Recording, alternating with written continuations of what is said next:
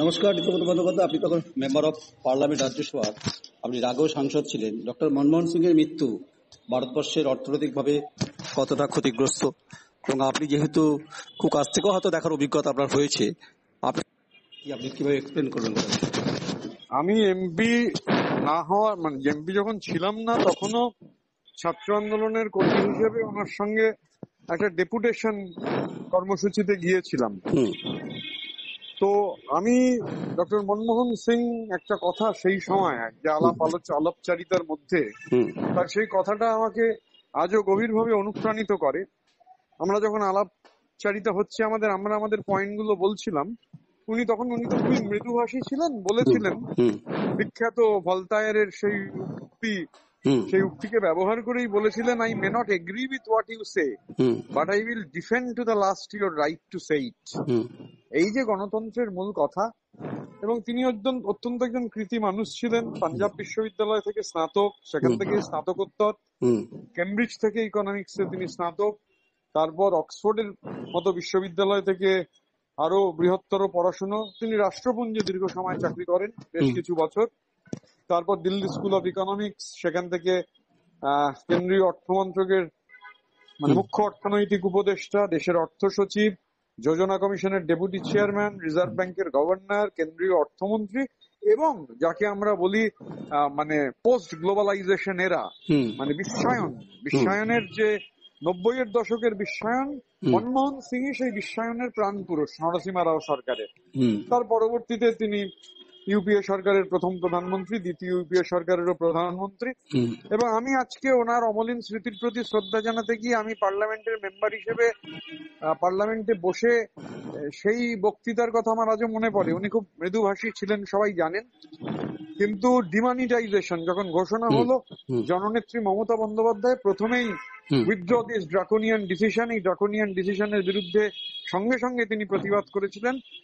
পার্লামেন্টের ভেতর যখন আলোচনা হচ্ছে এই নিয়ে, মনমোহন সিং এর সেই বিখ্যাত কথা যে অর্গানাইজ লুট অ্যান্ড লিগালাইজ প্লান্ডার, এই শব্দবন্ধগুলো আজও আমার কানে ভাসে।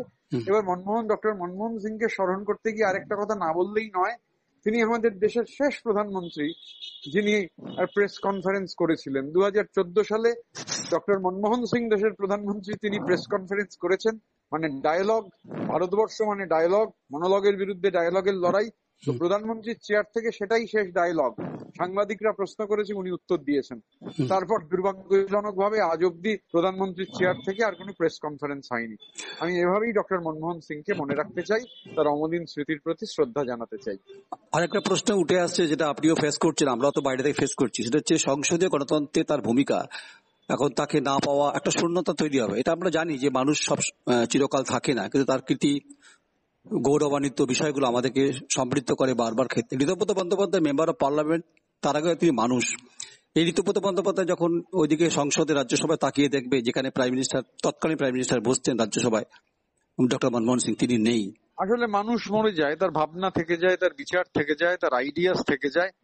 সম্মিলিত ভাবে ভারতবর্ষের যে idea, Manmohan Singh always believed in the idea of India. স্বাভাবিকভাবে ওই যে বললাম, ডায়ালগের সঙ্গে মনোলগের লড়াই। ভারতবর্ষ মানেই ডায়ালগের সঙ্গে মনোলগের লড়াই, এবং ভারতবর্ষ ডায়ালগের পক্ষে থাকে একটা দেশ। নিশ্চিতভাবে পার্লামেন্টে ডায়ালগের জন্য যে লড়াই, সেই লড়াই আমরা যত ভালোভাবে লড়তে পারবো, মনমোহন সিংদের মতো মানুষদের প্রতি ততই শ্রদ্ধা দেখানো হবে। ঋতুদা, আরেকটা বিষয় না, যে উনি যেমন ইউপি 1 বামপন্থীদের সমর্থনে, আপনি তো জানেন গোটা বিষয়টা, তারপরে ইউপি 2 মমতা বন্দ্যোপাধ্যায়, এই একটা ব্যক্তি যে একদিকে বামপন্থী, পরবর্তীকালে তৃণমূল কংগ্রেসের সঙ্গে যে সখ্যতা, ব্যালেন্স পলিটিক্স যেটা বলা হয়, সেটা ডক্টর মনমোহন সিং, এটা আপনাকে কতটা উদ্বুদ্ধ করেছে? আমি এটা উদ্বুদ্ধ হওয়া বা না উদ্বুদ্ধ হওয়ার ব্যাপার নয়। তিনি একজন বাস্তবচিত মানুষ, বাস্তবতার ভিত্তিতে রাজনীতি করেছেন। তো স্বাভাবিকভাবে সেটা দেশের মানুষ জানেন, যেটা বাস্তব, সেই বাস্তবের ওপর দাঁড়িয়েই ওনার একদম এরকম এক্সাম্পলারি কেরিয়ার, সে পড়াশোনা থেকে শুরু করে কাজের ক্ষেত্রে, পরবর্তীকালে রাজনীতিতে, আমি আবারও ওনার অমলিন স্মৃতির প্রতি শ্রদ্ধা জানাই।